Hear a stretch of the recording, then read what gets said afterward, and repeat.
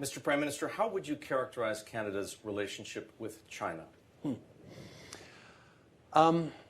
Obviously, we've had a challenging few years, as many people had. The arbitrary detention of 2 Canadians for political reasons put a real chill on the relationship. But China is one of the most important economies in the world and is not a country that anyone can simply ignore. We have to be eyes wide open as we engage. We have to look for where we're going to compete, where we're going to be very clear and contest based on our values, based on principles that Canadians expect us to adhere to. But we also need to look at where we actually can cooperate and work together. And one of the examples of that happened just last December, where Montreal hosted the Chinese COP15 on biodiversity. So Canada and China worked together to make sure that we came out of that COP15 on nature with incredibly ambitious targets of protecting 30% of the oceans and land on the planet by 2030. Now, that required us to work together and constructively, and on issues like climate, we are going to have to make sure we're working together. So would you say the relationship is improving, stable, or deteriorating? I would say it's probably stable. There's certainly lots of room for improvement. It's not deteriorating right now, but it has not gotten as much better as perhaps we would have liked to after the Michael situation was resolved, partially because there are real concerns around foreign interference that we're dealing with.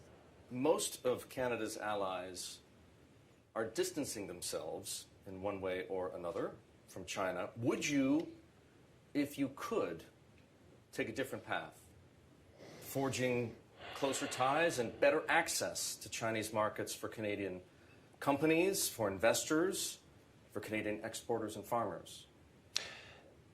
You know, it's interesting because the way it's always been framed for our allies, whether it's in Europe or elsewhere, is the desire of access to markets, particularly the growing and engaged Chinese middle class that represents, a tremendous benefit for us. And over the past many years, there have been lots of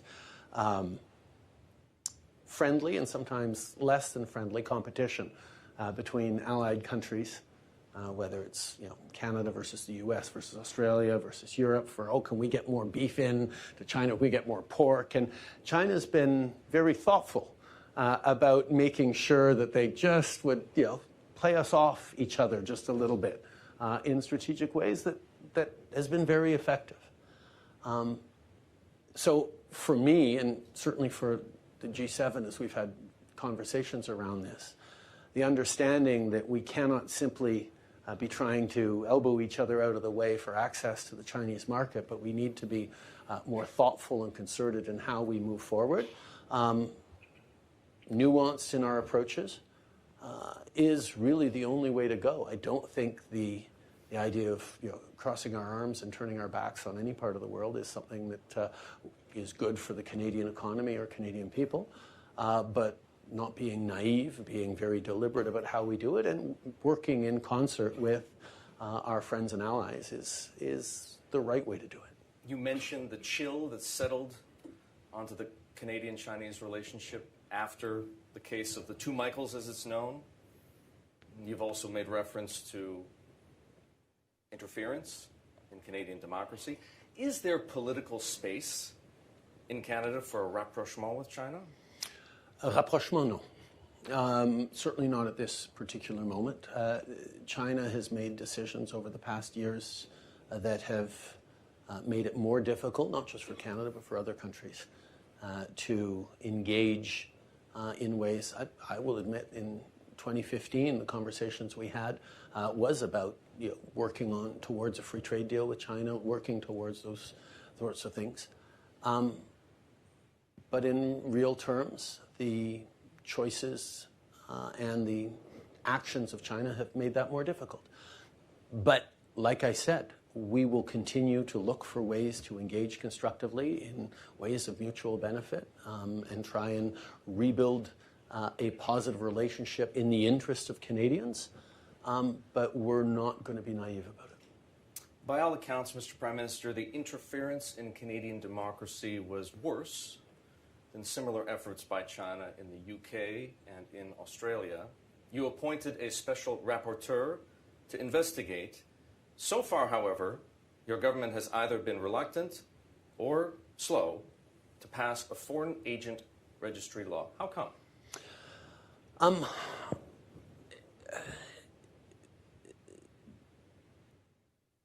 This is a complex issue with no easy answers. And a lot of people have glommed onto, oh, if we get a foreign agent registry, suddenly everything will be simpler and easy to do. It hasn't solved everything in any place it's been brought in. It's an important tool, and we're absolutely looking at it. But there are stories, there are moments of our history where creating registers of foreigners in a given country or in Canada even has led to less than optimal outcomes. And we just need to be careful about those sorts of things. But one of the things that we have done since 2015, particularly having watched the 2016 election in the United States, the 2017 presidential election in France, is we stood up before our 2019 and 2021 elections a monitoring panel of top security agencies and civil servants to make sure there was no interference in our elections. We've moved forward on oversight over all our national security bodies and actions by parliamentarians. We've taken significant steps to counter and discern interference, including not just interference in our democratic institutions, but in business, in our academic universe, and not just from China, but from a range of countries. And that's going to continue to be something that we work. If I may follow up on that point, a foreign agent registry seems like a simple and appropriate response to political interference by another country. And it's just a way for the government and Canadians by extension to know what lobbyists on behalf of other countries are doing in Canada. It's not a tax on foreigners, and it's not an internment policy. So why not? Would it apply to Americans? If they were lobbying on behalf of a foreign government, would it not? I don't know. Well, these are the kinds of questions we do have to know before we actually move forward on it, and that's why we're taking seriously and looking at it as it moves. The United States has had such a practice in place since 1938. Australia put one in place following its episode, shall we say. And yet, both of those countries continue to have foreign interference on an ongoing basis. Oh, it's not to suggest that foreign interference is going to go away, but it does give you a better idea of what's going on under the hood. Yes.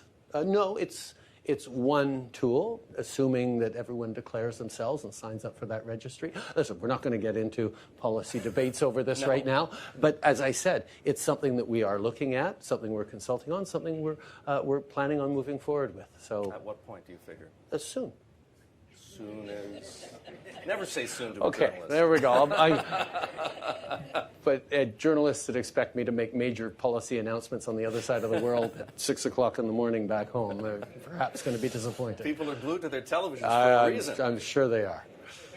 Mr. Prime Minister, one of the 5 goals of your government's Indo-Pacific strategy is expanding trade investment and supply chain resilience. The problem, of course, is that China is overwhelmingly Canada's biggest trading partner in this region, some 5 times larger than India.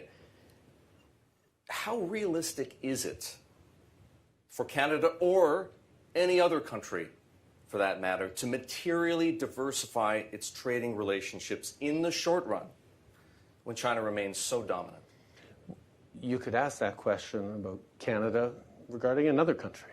80% of our trade is with the United States, if not even more. It is the fact of how our economy works. And we work extremely well with the Americans, but we are also looking to diversify. It's a constant push to be able to make sure that we're creating more resilient relationships around the world. That doesn't mean we're not going to be trading with the United States to a very large degree. It certainly doesn't mean we're not going to be trading with China to a very large degree. But in part of the learning we all made through COVID is that the emphasis we had on maximizing the efficiency of our supply chains, those just-in-time delivery, everything working down to the minute to make it as efficient as possible, left us with a real dearth of resiliency.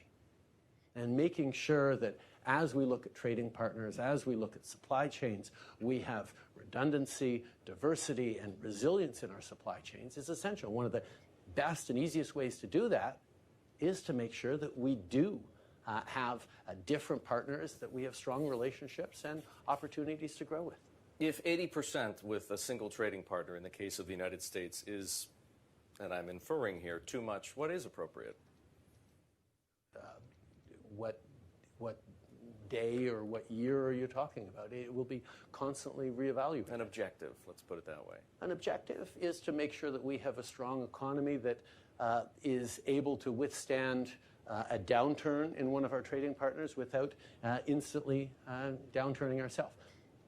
Probably a challenge with the United States, where we are alert to every twitch and grunt of the elephant beside us, as my father once spoke of to Congress.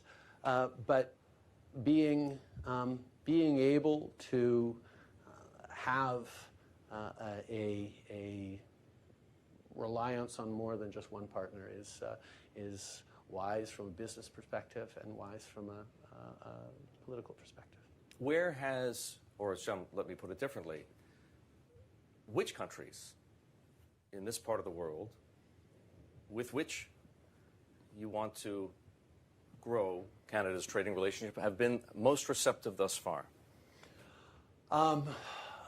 Indonesia, Vietnam, Philippines, Singapore, where we're establishing a gateway to the entire region focus here because that's a natural role here. There has been just a tremendously positive reception from across the region because of historical ties, because of diaspora reasons, but also because people are looking at some of the challenges of the large geopolitical players and saying, you know, hedging our bets with a country that maybe is slightly smaller but reliable and proximate to other places is useful. Another of the 5 goals in the Indo-Pacific strategy is enhancing security. Australia, the UK, India, Japan, and Korea have all partnered with the United States in security alliances covering the Indo-Pacific. Why not Canada? We have one of the strongest security alliances in the world with the United States already, in NORAD. We are the only 2 countries who do not solely control their own homeland security, their own territorial security. It is a joint, shared responsibility between Canada and the United States. We both protect our territories. That's a unique security arrangement that extends to other parts of the world, and we are closely aligned in everything we do here in the Indo-Pacific, including, as I mentioned, our increased presence of military here. But would it not be of benefit to Canada, as it clearly seems to be to the UK or the Australians, to pick 2, or the Koreans or the Japanese, to formalize a relationship with your allies in the region? But we have. We've signed security partnerships with Japan, with Korea, with other countries in the region. So we are engaging, working closely with Australia as a Five Eyes partner. We will continue to work in multiple ways and multiple layers, fully engaged in the region. Do you share the concerns that those countries clearly have over Chinese expansionism in the future of Taiwan? Yes. That's one of the reasons why we're part of the maritime passages through the Taiwan Straits. The U.S. has spearheaded a multinational effort to ban exports of semiconductor technology. Do you accept the rationale for that policy, namely that China was misusing such technology for military purposes, or does China have a point when it accuses the United States of trying to throttle its economy? I think one of the things that I heard a lot from people here in the ASEAN economies in Southeast Asia is a desire to make sure that we're not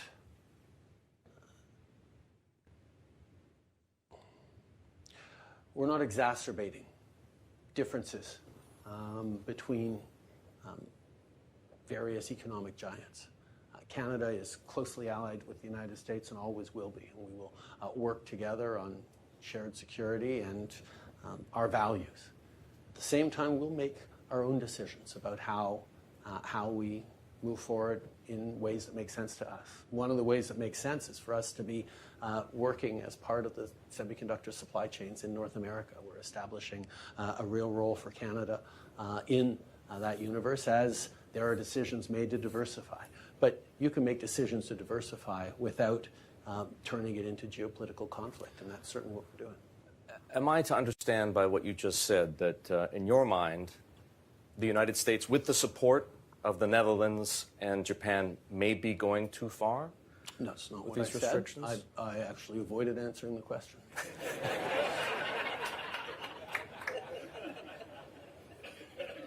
So, I'll ask you point blank, are they going too far? And I will continue to avoid answering the question.